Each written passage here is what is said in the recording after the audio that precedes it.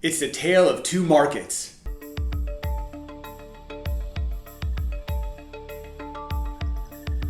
Hey guys, thanks for tuning back in. My name is Robert Mack, and today I want to talk about the tale of two markets. And what do I mean by that? I mean, I'm seeing a lot of different things happening in the market right now. And I'm seeing some homes taking a lot longer to sell. I'm seeing some homes selling for prices that are below what I thought they should sell for. And then I'm still seeing that aspect of the crazy scorching hot market that we've been experiencing since January of 2021. And so my brain is trying to wrap its head around, what market are we in? And essentially we're in two different markets right now. And so I want to kind of talk a little bit about that. But data-wise, the numbers still show that we're in a scorching hot market. But the one key indicator that we're not able to measure is human emotion. And human emotion is a really big deal because the buyers are the ones that are paying money for the homes that are being sold. And right now, a lot of buyers are hitting what we call buyer fatigue. I've been talking about this for a couple of months now, but we're seeing it more and more where buyers are just frustrated.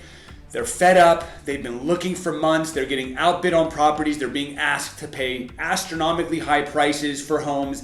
They're being asked to remove contingencies, and buyers are just like, I think I'm just gonna hang back for a couple months and see how this all plays out because right now the market is too hot for me.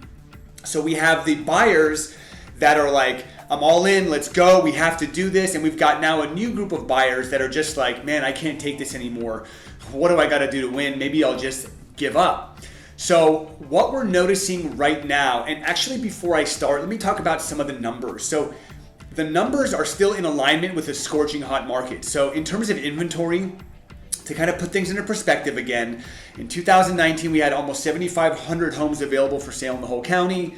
Last year, about 4,500. And this year, we've been hovering between 2,200 and 2,400 homes available in the whole county. Not a city, the whole county. So inventory is still slim pickings.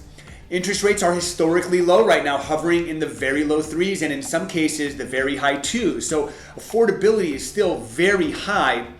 And I've been hearing in the grapevine that rates may be rising in December. So that is also pushing some buyers to make a move before December.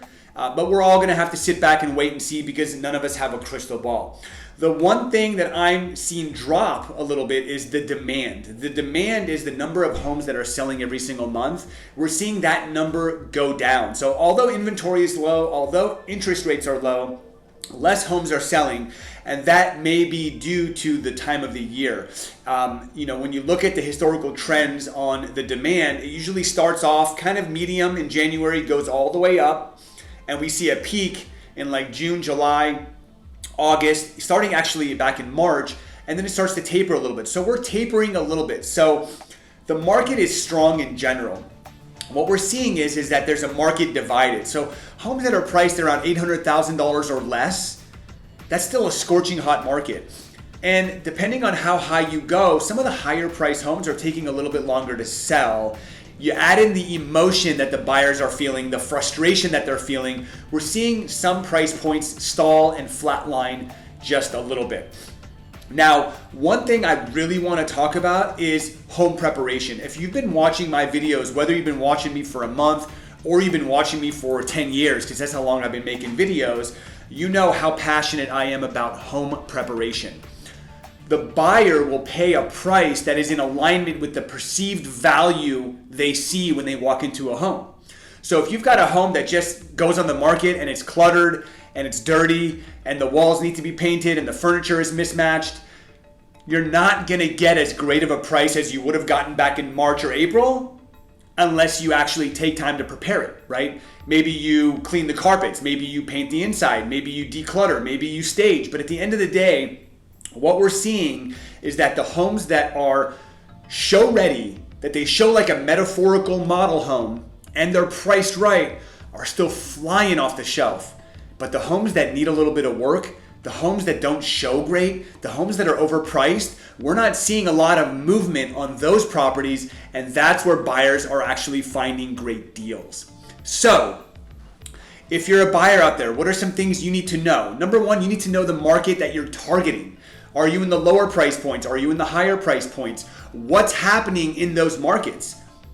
You need to be working with an expert real estate agent that can break down the data for you so you know what is your competition doing? What does this market look like? What do the trends look like?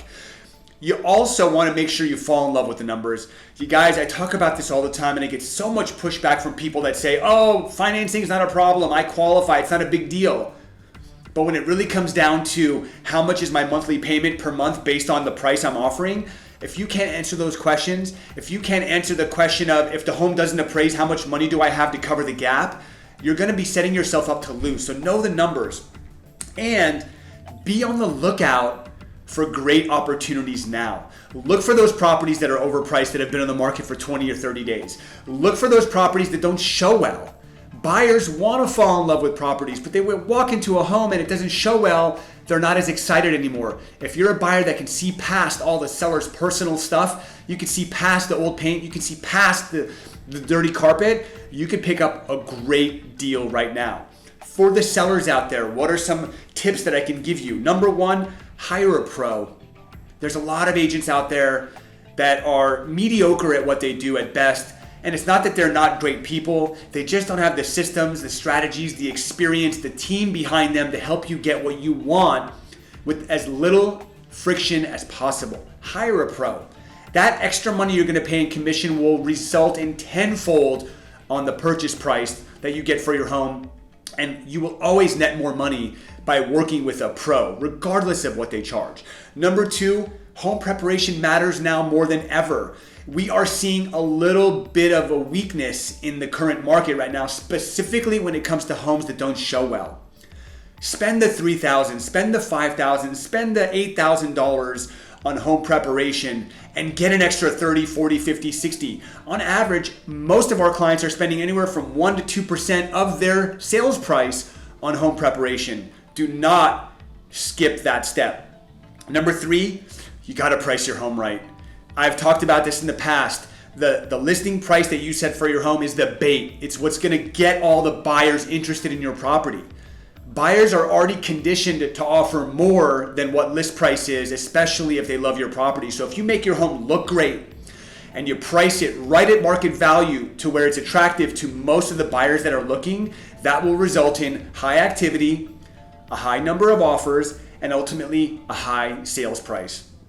And number four, do your due diligence. We have seen cancellations on the rise. What's happening is buyers are submitting great offers on properties, locking the seller in, opening escrow, and then 2 or 3 days later, they're saying, you know what? I think I offered a little bit too much. I think I'm out. And we're seeing that happen more often than not only on the seller side, but also with the buyers that we're working with. So make sure you do your due diligence as a seller and choose the most motivated and financially capable buyer. And one more tip for the buyers out there, I highly recommend you submit backup offers on properties that are under contract.